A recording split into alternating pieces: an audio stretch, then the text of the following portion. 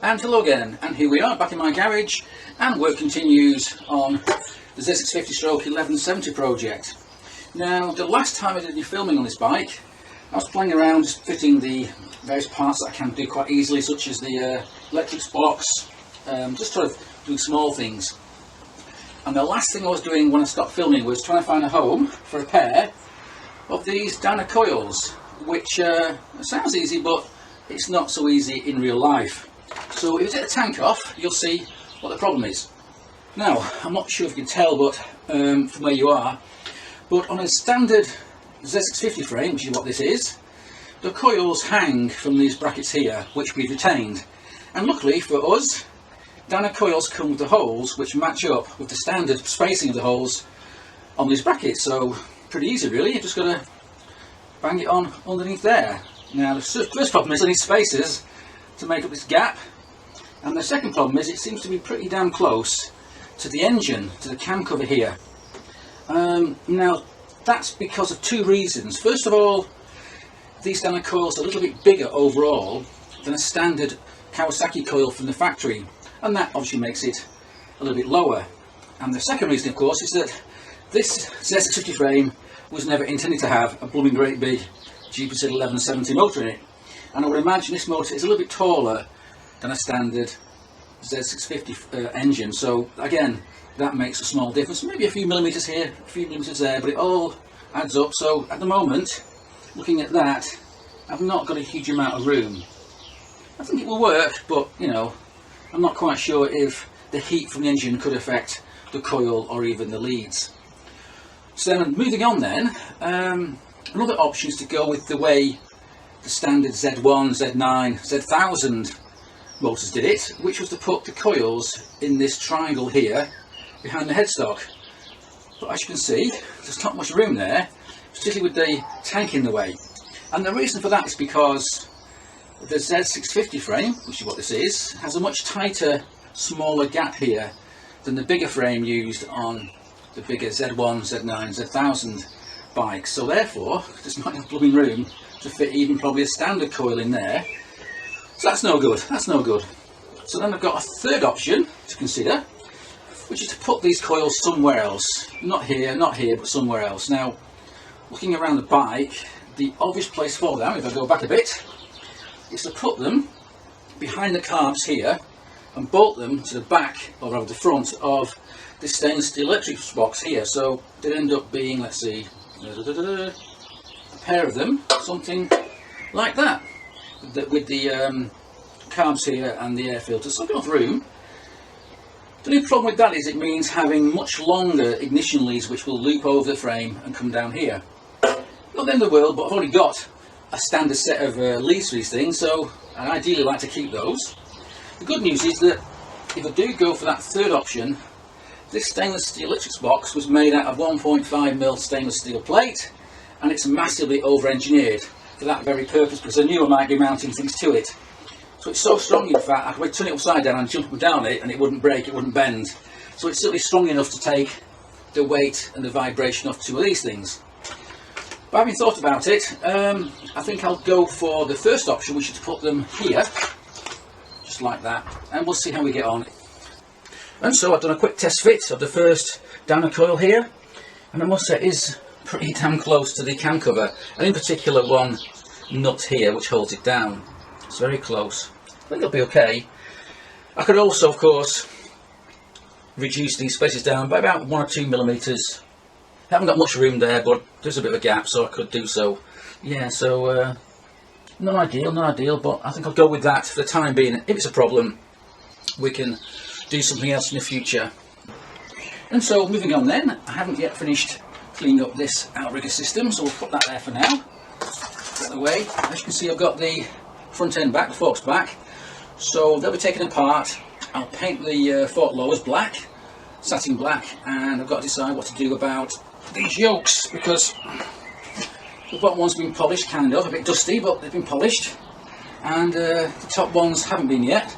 So I can either polish these same, or perhaps, I don't know, get them anodised, leave them sort of satin finished, dull metal, I don't know. So as I say, I think I'll go for polish for the time being. Anyway, so let me just put that back there, enough talking. And one thing I have done last couple of days is I finished rebuilding this blooming rear wheel. I must say, I used to love this wheel, but I've spent so much time with it, having problems with it, I'm starting to hate it. But yeah, so it's all been rebuilt with new machined bolts, everything's fine now.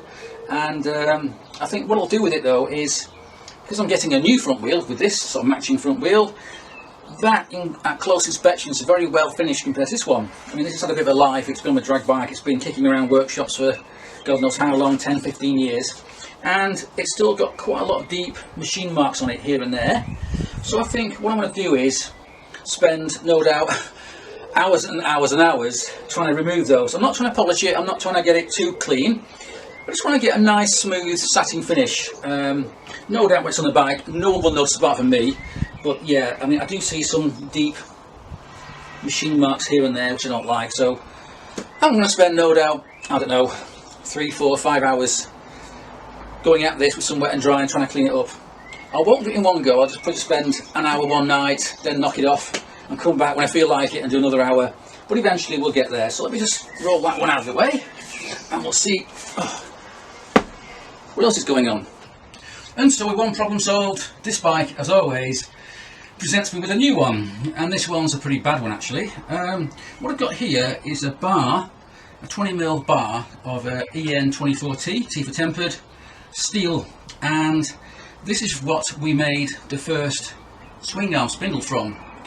And since we can't find it, I figured we might have to make another one. So I've got this steel bar here. So I'm just sort of playing around with it, moving the bike around, and I thought, let's just see how this goes in here. And I was actually looking to see how long it needs to be so I can mark it and cut it down before we do any more machining and so on. As I pushed it through here, as you can see, I hit a big problem, which might actually be a really big problem. And that is that this bar, which is straight, doesn't go through that hole over there, which it should do. And that looks like the frame could be maybe twisted in some way, or been damaged in some way, I don't know. It used to go through it, so the question is, why doesn't it fit now? So you think, oh, okay, the bar must be not quite straight. But no, the bar is straight, and if I twist it round, it doesn't really affect it in any way. And I'd say it's about, well, I don't know, 2-3 mil out. Okay, so I'll move the camera, it's a bit cramped round here, but we'll do our best. And what we have here is a steel bar, and the hole in the frame to take the spindle. So if I push it through, look at that, doesn't line up. It should line up, but it doesn't. And even if I spin it round to show this bar isn't bent, it makes no difference. Now, you can apply pressure, I guess, and with a lot of force you might be able to get it in there, but that is not ideal. Don't panic, that's not the end of the world, because this is a steel frame and it can twist and move without any real damage. So I think what's going to have to happen, and I'll need some help with this, is we need to use this bar as a lever to lever this side ever so slightly. I'd imagine less than 1 degree of movement there to get this damn thing lined up. So yeah, not ideal. I'm going to go off now and think about it, have a cup of tea and talk to a few more people and get their opinion about what we can do about this particular problem. And so my next job's been to fit this Undertray, stainless steel Undertray, and next is to fit the splash guard which goes with it, which goes something like that. Now, this Undertray is a bit more complicated than it needed to be because it does 2 jobs. These studs here do 2 jobs. They hold the tray in place, but they also are used to hold this bracket here, so it might top rear, so we know which way around to go, like that. And its job is to hold, or mount rather, this tail section, like so. And the reason why it's quite a complicated setup is because this bracket's been made so we can alter the height of it up and down, which in turn will alter the angle of the tailpiece to get it just right. Yes, that's quite clever really. I think Jeff did design that little piece there. It's been quite fiddly to get right. So what we've got to do is alter these nuts here, and we can alter the height, as I say, of the tailpiece. Now, the other thing I've done is I've mounted the whole thing using these neoprene washers, so it's all mounted nice and safe now, and hopefully there'll be no rattles, and also if there's any fretting then that won't affect the powder coat of the frame. So my next job is to do the same thing and fit this one. And in fact it goes not this way around, it goes that way around, because this area here has been marked a little bit and it's had engineer's ink on it and so on. Whereas this side, it's been protected by this rather nice bit of vinyl, sticky vinyl. So if I peel it away, you'll see beneath here, it's beautifully clean satin finish. And that's what you'll see on the bike if you pop your head underneath the rear wheel at some point. God knows why you would, but that's what you'll see. And now there it is, all uncovered. You can see the satin finish, pretty immaculate. Not sure how long it'll stay that way, but it'll do for now. And so with that done, I couldn't resist fitting the tail section, a side panel, and of course the tank. Can't fit the seat yet because it's off being reupholstered. I'm trying not to worry about the problem with the swing arm pivot, but I'm assured it's going to be okay, so I'll try not to worry about it. And so next then, I think I'll move my attention to the forks and the rear wheel, and of course the brakes and so on. Whew, that's quite hard work. I've just done a quick going over with it with 240 wet and dry on this side, and now I'm going to turn it round. And it's the same on the other side. I'm not sure you can tell the difference, but you can see it's quite stained and not ideal, is it? So it's quite dirty as well. So we'll do the same thing on here, and then we'll go down to sort of 400, maybe even 800, and I'm going to stop because that's been about an hour. It's quite hard work, so I think I'll stop now for a tea break and come back perhaps tomorrow, I don't know, and we'll crack on with it. But we'll get there in the end, we'll get there in the end. And now it's another day, and another package has arrived. And this one's quite expensive, it's from ProBolt, and in here we've got a few small stainless steel, but very nice, polished and carefully machined fasteners for the bike, and it's got enough here to cover the engine mounts and also the front disc mounts, the front disc bolts. Here we are, look, there's a handful here, very small, you can't really see them, but they're very nice. And this very small package of about, I don't know, 20 little fasteners was £111 just for all this. And when you first see that price you think, oh my god, I'm not paying that, that's ridiculous for some stainless steel bolts. But then you see them and you think, oh, they are really, really nice, they really are. And I've already bought some for the engine, so I've got them on the cam cover, on the engine covers and so on. So you think, well, I've already started, I better continue. But I couldn't face paying, I don't know, £500 plus for all the fasteners of the whole bike, so I'm just buying a little bit at a time. So these here are going to be, as I say, for the brakes, the engine mounts, and a few small things such as the, let me see, the rear shock mounts as well. And my god, they are expensive. I'll tell you how expensive they are. 6 small disc bolts for the front wheel, I need 12 altogether. They're £36, so it's £72 for 12 bolts, which is bloody ridiculous. And they're not even that expensive compared to the titanium versions they have on the website. But they are nice, I must say, they are very nice. But as I say, I couldn't face spending all that money in one go, so I'm just going to spend them bit by bit, and it makes it a bit more palatable to spend all that money. But I must say, they are really, really nice. In fact, I'll bring it closer for you to see how nice they really are. And so here we have one of the flange bolts with machined head and a pair of the rotor bolts, and more on them in a minute. And so moving on then, you can see I've been a bit busy with this back end. I've finished cleaning up the back wheel. It's not perfect, but after 3 or 4 hours I just got sick of it, so I can always go back to it and do a bit more work when needed. So I've got everything now bolted together so we can go back on the bike, except of course I don't have a spindle, I don't need bearings, and the frame's twisted. But apart from that, it's all ready to go. And tomorrow Jeff's going to come over, and hopefully together, a bit of brute force, we can sort out the problem with the frame. We can then get on and make a new spindle for the swing arm, and yeah, get the damn thing on its wheels. Except, I can't do that yet because yesterday I took apart the front end and I took the forks away to Les. He's going to strip them down and rebuild them with new oil, new seals, and the fork lowers are going off to Triple S to be powder coated satin black. I could have painted it, I could have left it as they were, but I thought, well, they're apart now, you may as well do it properly rather than risk it maybe in what, a year's time the forks start to leak or the oil's getting a bit old. So while they're apart, I thought it's well worth getting those forks stripped and sorted out once and for all. And now here we are, it's the next day. It's getting a bit late, but I thought I'd give you a quick overview of what's been going on today. So this morning Jeff turned up armed with another length of steel bar and a big lump hammer, and we've attempted to tweak the frame slightly so that the swing arm holes here are lined up on both sides.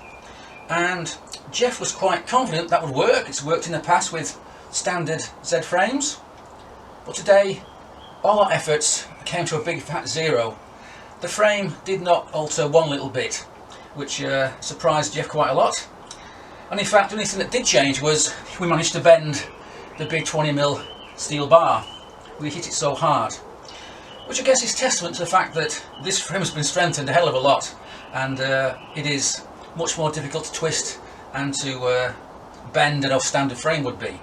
So with plan A as a fail, we've now got to move on to plan B, which I'll cover tomorrow, because I'm just waiting for some parts to arrive from Amazon.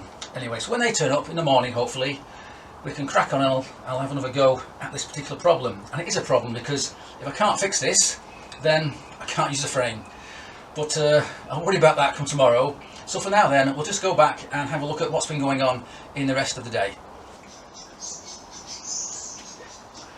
Okay, so moving on then, I was quite keen to see how these rather lovely Pro bolts look on the various parts of the bike. So I've dragged out my R6 disc and the one-off adapter plates that Jeff machined up to mount this disc to the front wheel.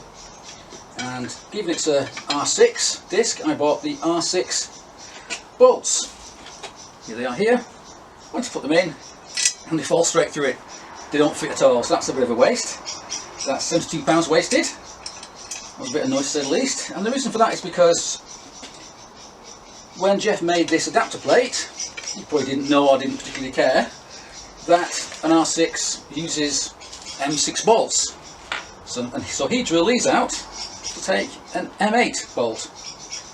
So I guess I can go off and go and spend another 70 odd pounds on some more of these rather expensive rotor bolts, or I can just go and use some standard stainless steel bolts, which is what I'm going to do. I've ordered some dome heads. You can't really see it here, but I've got some dome heads here, and before they go on the bike I'm going to polish them up, because they're a bit dull. They've got to look good on the bike compared to all these lovely polished Pro bolts, so I'm going to polish them up before they go on the bike. Yes, that's a bit of pain. I mean, I should have checked it, as always. I should have checked it, and I assumed that obviously it's an R6 disc, so it should take an R6 disc bolt, but it doesn't. So there's a bit of a failure on my part. So anyway, forget about that for now. Let's move on and look at the next thing I've been working on. And so with the forks off being rebuilt, I've turned my attention to the billet yokes. As it turns out, the only part of these yokes that's been polished already is this top surface here of the bottom yoke. And that was of course because you can't really polish it when the stem's in and the bottom bearing's in place, so it made sense to polish that first, and then you can carry on and do the rest later on. Or rather, I can carry on and do the rest later on. So for the top one here, I've been busy. I swear that Jeff deliberately makes deep scribe marks in these things just to annoy me, because it's taken quite a long time to use wet and dry and get those scribe marks out of here. So I've done the top, just got to do the rest of it now. But I was always a bit, not concerned, but I didn't really want these yokes to be fully polished. It doesn't really suit the bike, so I'm thinking, well, I really want them black. The problem with that is that I can't really powder coat them and I can't really paint them as they stand.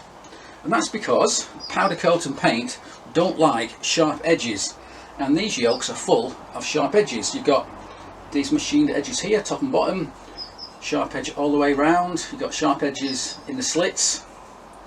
So if you did powder coat it or paint it, the chances are the paint would tend to flake and chip and sort of fall off on all of these sharp edges. So the only other option is to have it anodized or hard anodized black. And I could do that. I have to prep it all first and send it all off to cam coat. The one problem with that is they take forever. They take months to get things done, at least for me at least. So I didn't want to wait that long. So I'm thinking, what shall I do? What shall I do? What shall I do? Shall I polish them? But no, I want them black. I want them black. So what I'm going to do is I'm going to attempt something that I've not done before. I'm going to try to file and use wet and dry, and I'm going to round off all these sharp edges. And that's not an easy task. It's quite easy with a straight line. just sit here with a file or some wet and dry at an angle, and you'll get there eventually. But trying to smooth off and round off these edges here on a curve is not easy at all. It's going to take me a lot of time, and I might just make a mess of it. But I'm going to try. But given that the forks are off now being rebuilt and the lowers have to go to Triple S in Bingley, that's going to be probably 2 weeks before I get them back. So I've got 2 weeks to get these perfected and get them painted and on the bike. So that's what I'm going to do. Also, of course, I've got my rather lovely outrigger system here that I need to take apart and do the same thing here. I've got to rub it all down. Maybe, you never know, I might even paint that, you never know. The problem, of course, with that is that this thing is subject to a lot of grit and muck and general hard wear because the chain runs through here, so painting it might not be a good idea. I think I'll stick with satin finish for this and polish for this. So that's something else I've got to do. I've also, of course, got to do the same thing with these handlebar risers. I've had a go at it and I've got rid of some of the deep marks that are in here, machine marks and so on, but they can also do with being painted as well and pressed. Doesn't sound much, but believe me, rounding off the edges of this thing is going to take me a long time. When it's all finished and hopefully painted, no one's going to notice. Oh, look at that, you spent hours and hours doing that. But at least I'll know. So it'll make me feel good, and I'll be happy with the end result, which is of course the whole point. Anyway, that's it now. My tea's going cold, so we'll come back tomorrow and see how we get on, sorting out the problem with the frame and do some more work on these risers. And now here we are, next day, and the delivery I waited for has finally arrived, and what we have here is a little bag of flat wheels, and these are 20mm flat wheels, which is the same size. There's a 20mm hole in the frame that I'm trying to correct the problem with. And so the plan is to use this flat wheel in my hand drill to very carefully open out this hole for spindle, but it's quite delicate because I don't want to just open out the whole hole, because that would lead to the spindle being loose in the frame, which is not a good thing. No. Instead, I'm going to carefully remove some material from this edge here, which I've marked, a bit of tape here to remind myself where to go, on the outside, and also going to remove some material on the diagonal opposite on the inside. And the idea is that that would allow the spindle to move ever so slightly and thus line up with the other hole on the far side of the frame. Well, that's a plan anyway.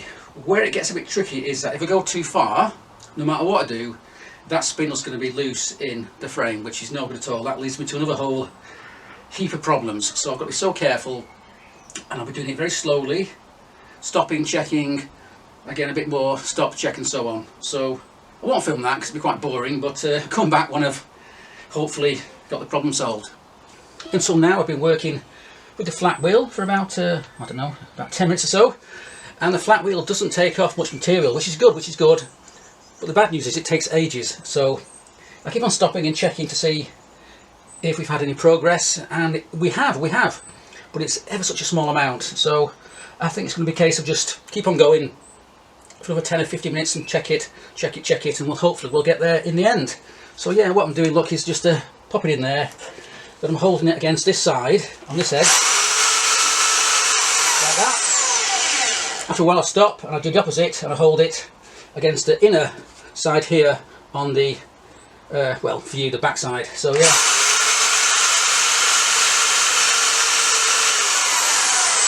Like that.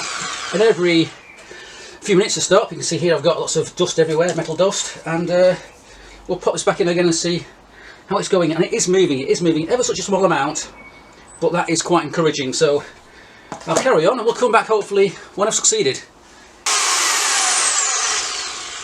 Phew, well, I think we might just have done it. It's taken me about an hour, stopping and starting. I've swapped from using that long bar to using this spindle from a ZRX12, because I figured the bar might be a little bit bent, you never know, but this isn't, so this is a more kind of accurate assessment of what's going on. So let me just put it in here, and look at that. Now, still a little bit more to go, but that now will go through the far side, which it wouldn't do before, which is a great improvement. So I reckon another 5 or 10 minutes or so and that'll go all the way in. So actually that's a huge relief, and it's still pretty damn tight. You can see here it's not adding too much, still a decent fit, and it will be quite good when it's all tightened up nice and snug and tight.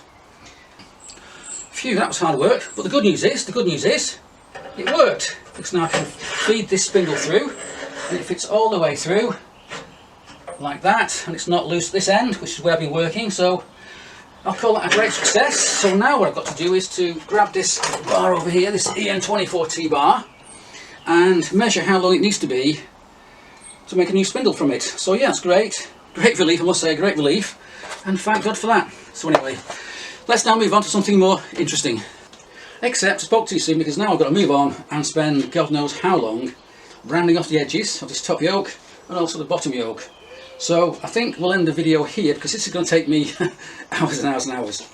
But we'll also end on a good note, because I've sorted out the problem with the spindle not fitting the frame, and also today's Saturday, and on Monday the new exhaust pipe arrives for the bike. So that's quite exciting. I've not seen one before, I've only seen it in photographs, so hopefully I'll like it, because it was quite expensive. But we'll cover that in the next video. So for now, thanks for watching and cheers.